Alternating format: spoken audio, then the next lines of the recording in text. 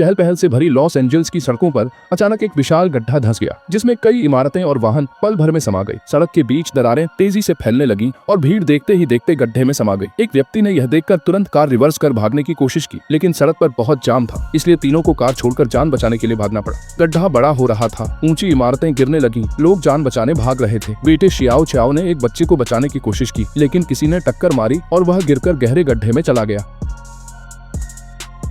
अभी एक व्यक्ति कुछ समझ भी नहीं पाया था कि उसके पैरों के नीचे की जमीन अचानक धंस गई और वह भी उसी गड्ढे में गिर गया। सौभाग्य से बेटी समय पर आई और उसे पकड़ लिया, लेकिन जमीन धंस रही थी। बेटी को बचाने के लिए उस व्यक्ति ने खुद को बलिदान किया। वह तेजी से नीचे गिरा, एक हरी दरार से होकर गुजरा और फिर एक घास के मैदान में धीरे धीरे होश में आया। उसके सामने घास का मैदान था, सामने बड़ी चट्टान थी जिस पर खून सना हाथ का निशान था और आसमान के किनारे रहस्यमय हरी रोशनी चमक रही थी। अपने बेटे को बचाने की बेचैनी में वह व्यक्ति दौड़ता रहा और बेटे का नाम पुकारता रहा, लेकिन अनजाने में अपनी शादी की अंगूठी घास में गिरा दी। उस व्यक्ति के पति गैविन को बेटी का फोन आया और गैविन तुरंत घटना स्थल पर पहुंचा। तभी गड्ढे से बड़ी अजीब चिड़ियों का झुंड उड़कर बाहर आया जो रहस्यमय आवाजें निकाल रही थी। दूसरी ओर वह व्यक्ति फूलों के मैदान को पार करता है और लाओ हेई से मिलता है। लाओ हेई के चेहरे पर असमंजस था, लगता है वह अभी जागा था। इसी दौरान उस व्यक्ति ने देखा कि दूर सफेद धुआं उठ रहा है और वह तुरंत धुएं की ओर दौड़ा। असल में जो गहरे गड्ढे में गिरा था वह सब यही था। बेटा शियाओ झाओ सुरक्षित था, माँ बेटे चोट नहीं आई, लेकिन बेटे ने सभी से पूछताछ की, फिर भी कोई यहाँ आने का कारण नहीं समझा।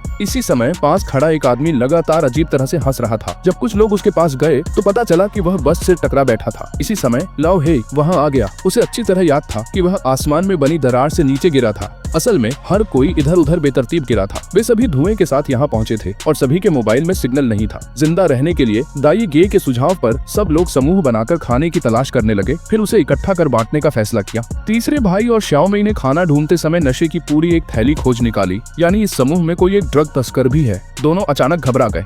कुछ चालाक लोग भी थे जिन्होंने चुपके से स्नैक्स छुपा ली और उनमें से एक तो पुलिस वाला था। इसी बात पर श्याओ चाओ की उससे बहस हो गई। ईफू बीच बचाव करने आया, लेकिन उसे अचानक एक प्राचीन जंगली भेड़िया दिख गया।